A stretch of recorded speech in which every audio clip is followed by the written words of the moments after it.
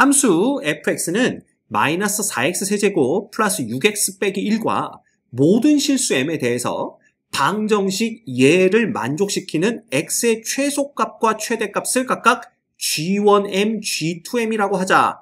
이렇게 문제가 시작하고 있네요. 자, 문제가 조금 복잡하기 때문에 일단 여기까지 어떤 정보가 주어졌는지 같이 살펴보도록 하죠. 먼저 이 방정식을 구해내기 위해서 요 부분이 있죠. 요 정적분된 요 부분을 편의상 그냥 라지 f라고 한번 놔봅시다. 그러면 라지 fx라는 놈은 이거 바로 정적분하면 되겠죠. 요거 적분한 거에 0부터 x까지 넣는데 요거 적분하면서 t로만 바꿔주면 되니까 마이너스 t 4제곱 플러스 3t의 제곱 마이너스 t가 되는 거고요. 요 놈을 0부터 x까지 정적분하는 거니까 그냥 요렇게 되겠네요. 마이너스 x 4제곱 플러스 3x의 제곱 마이너스 x. 자, 0 넣으면 다 0 될 거고요.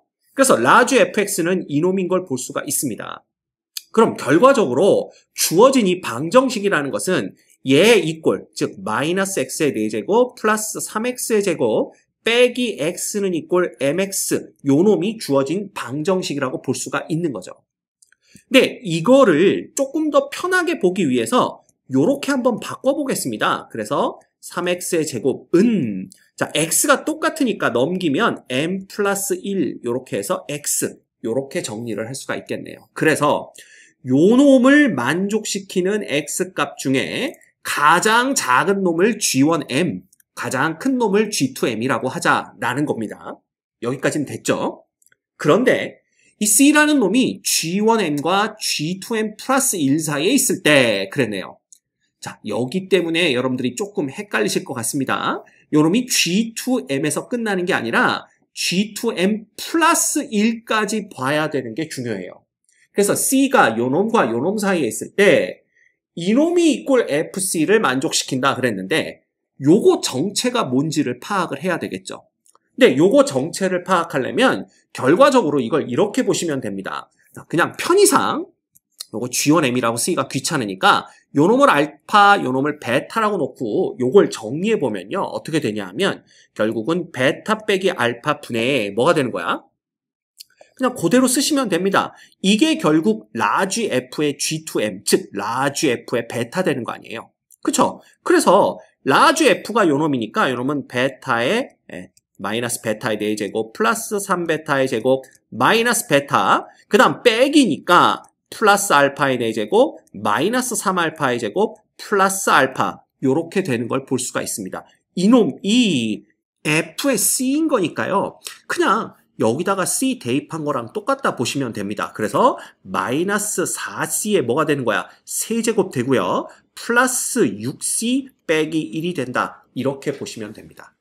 자, 그런데 이걸 굳이 이렇게 쓴 이유가 뭐냐면 여기에서 요거 있죠. 요거 두 개만 우리가 따로 떼어내서 생각해 볼까 하는 겁니다. 즉 마이너스 베타와 플러스 알파 부분만 따로 떼어낸다라면 뭘 볼 수가 있냐 하면 요걸 볼 수가 있죠.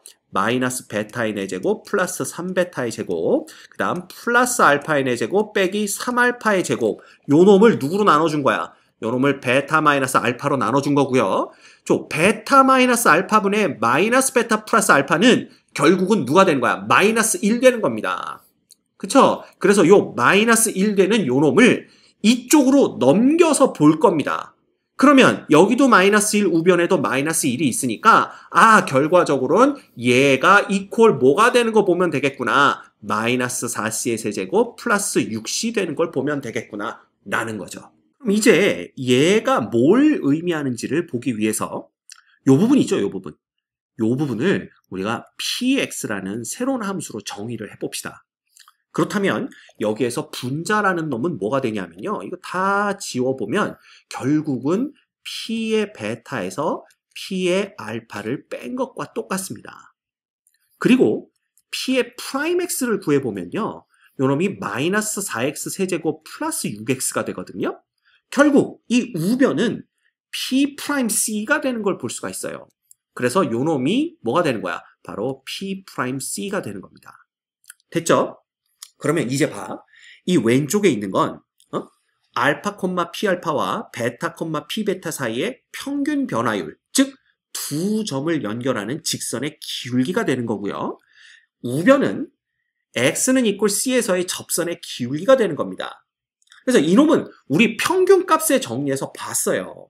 그쵸? 즉, 이 두 점을 연결하는 직선의 기울기와 똑같은 접선의 기울기를 갖는 접선의 접점, 그 접점의 x좌표겠죠? 접점 C가 누구하고 누구 사이에? 알파와 베타 사이에 적어도 하나 이상 존재한다가 평균값의 정리입니다.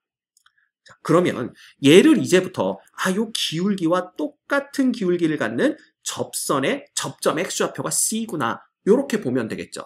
그놈을 재미있는 건 알파와 베타 사이에서 보는 게 아니라 베타 플러스 1까지를 보겠다라는 뜻입니다.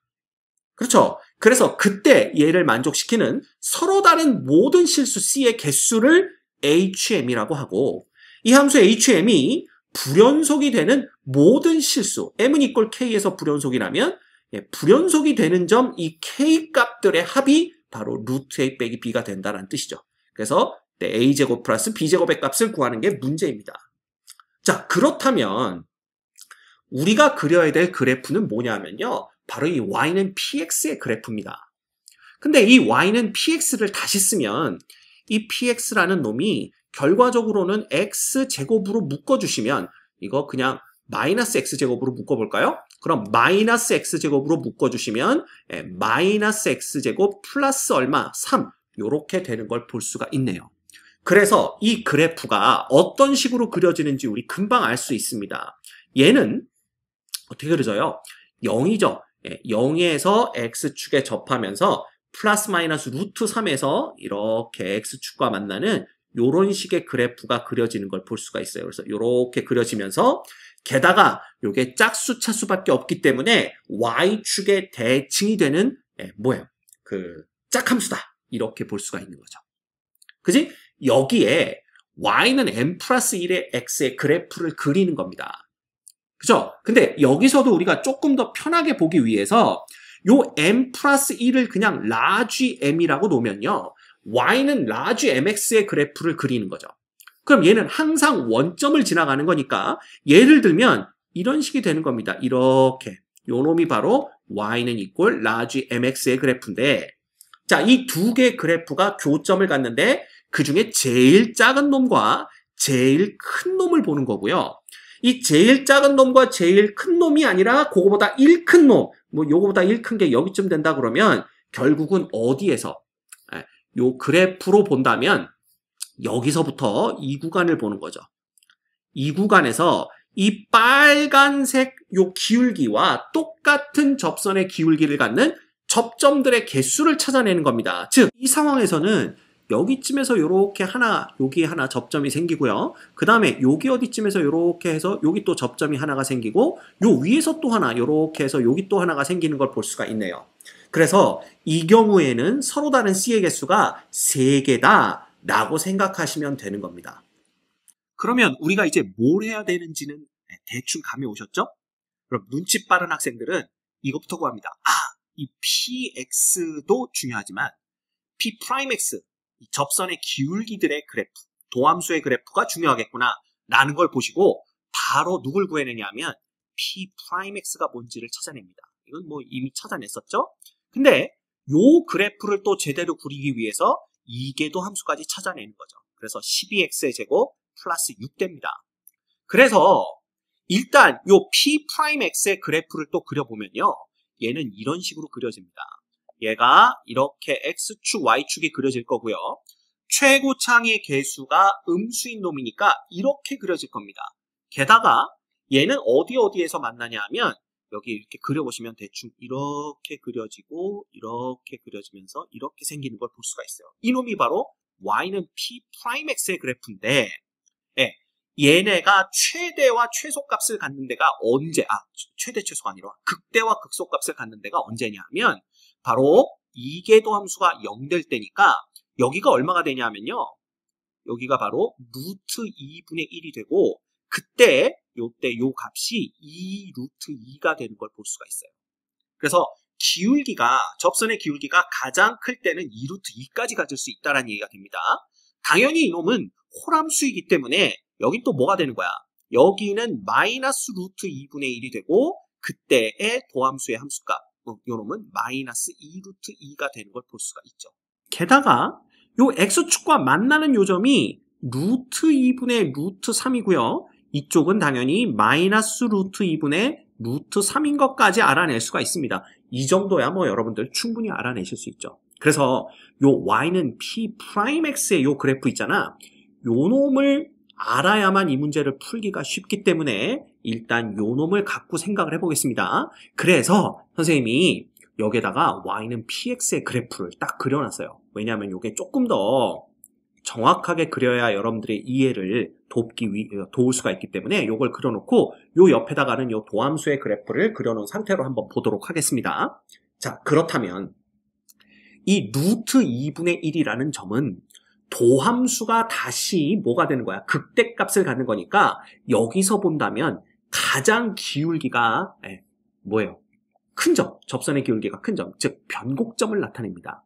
그래서 변곡점이 루트 2분의 1이니까요. 여기 어디쯤에서 이 접선의 기울기가 어떻게 된다는 거야? 무려 2 루트 2가 된다라는 걸 우리가 볼 수가 있어요. 그래서 대충 요때가 2 루트 2가 기울기가 될 때다라는 걸 보시면 되고요.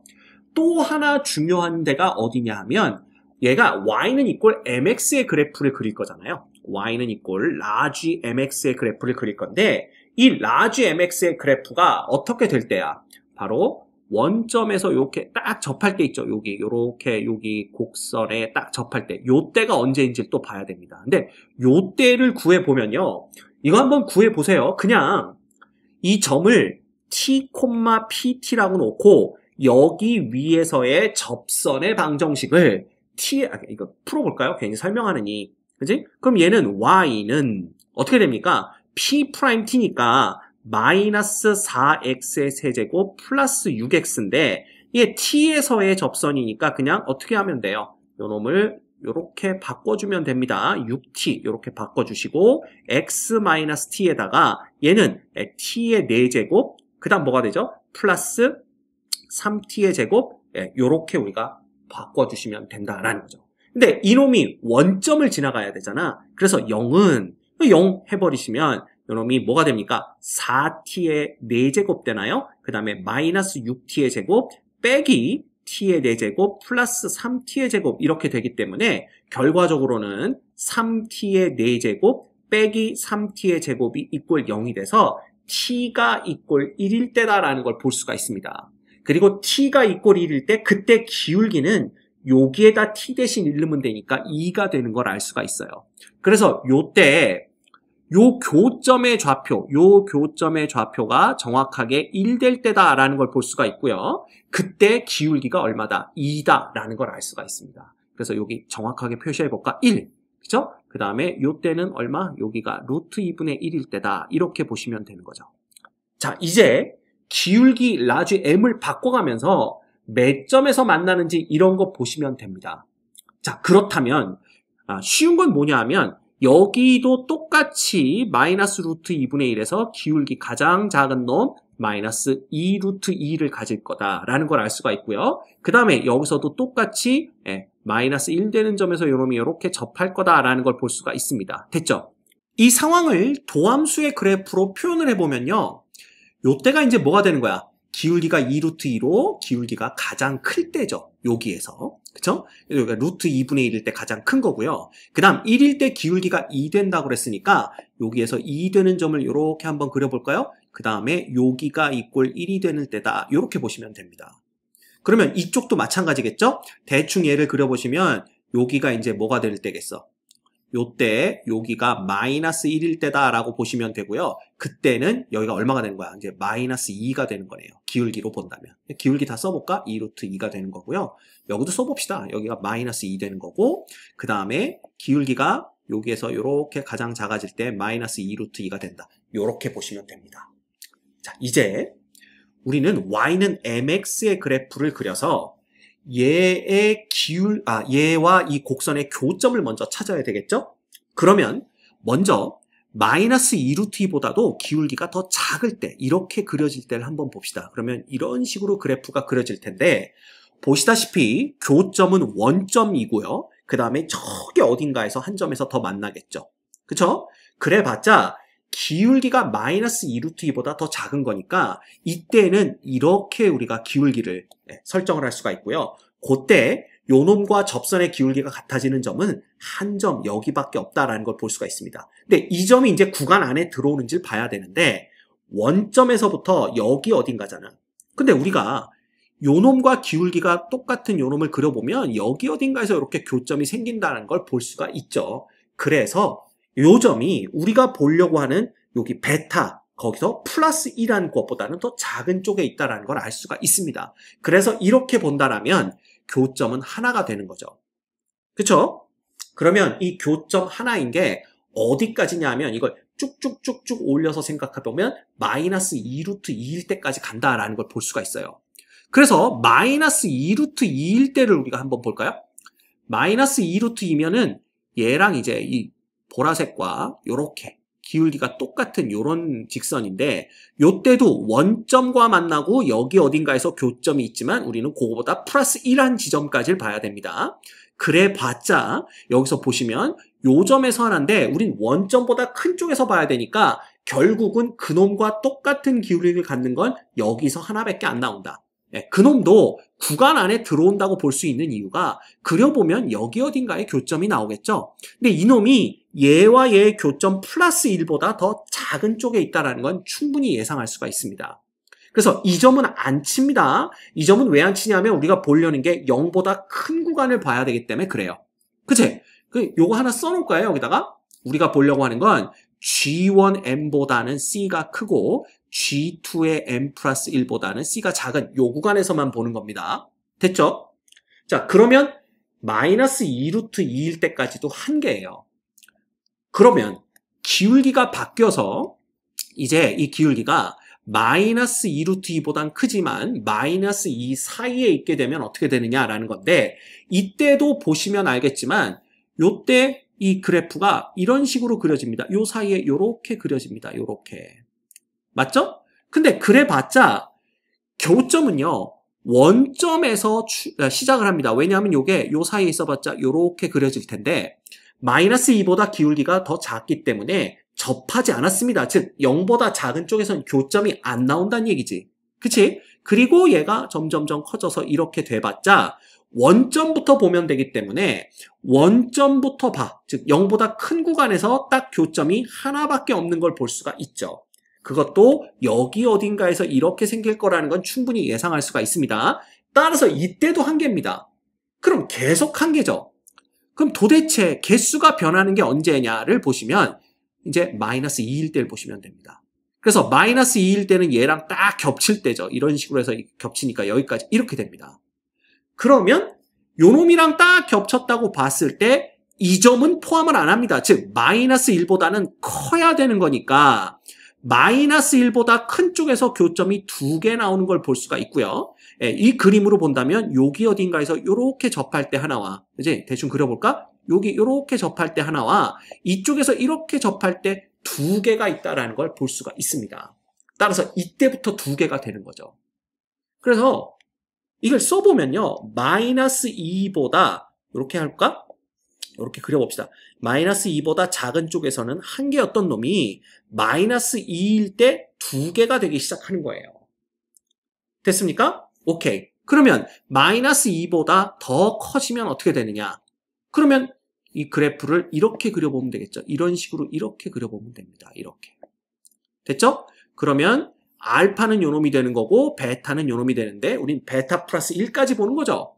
자, 그럴 때 이 그래프를 여기서 그려보면 마이너스 2보다 큰 거니까 이제 이렇게 그려집니다.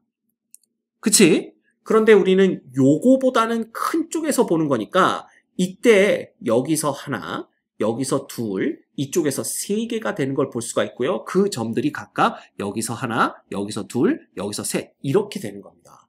그래서 이때부터는 세 개를 갖는다라는 걸 알 수가 있죠. 이해가 됩니까? 오케이. 그래서 이때부터는 몇 개가 되는 거야? 세 개가 되는데 이걸 개는 쓰지 맙시다. 세 개가 되는데 이게 언제까지 되느냐 이걸 봐야 될 거 아니에요. 그런데 보시다시피 요 놈을 쭉쭉쭉 올려가면서 생각해봤자 계속 3개, 3개, 3개입니다. 그지? 그리고 심지어 2가 돼도 3개가 돼요. 오케이? 그러면 일단 얘가 계속 3개가 되겠구나. 언제까지? 요 놈이 2가 될 때까지도 3개가 되는구나. 왜냐하면 여기 이렇게 겹치니까 이렇게 되고요. 그 다음에 얘가 이렇게 되지만 자, 그러면 여기 어딘가에 교점이 알파가 되고 여기 딱 1일 때 요 접점이 베타가 되는 건데 우리는 그거보다 1 큰 구간까지 보는 거니까 여기서 요 점까지 카운트를 해야 됩니다. 그래서 여기서 하나, 여기서 둘, 요거까지 3개가 존재하는 걸 알 수가 있죠. 그래서 2일 때도 3개입니다. 그럼 2보다 커지면 어떻게 되느냐? 2보다 크지만 2루트 2보다 작아지는 그때까지 한번 생각을 해볼까요?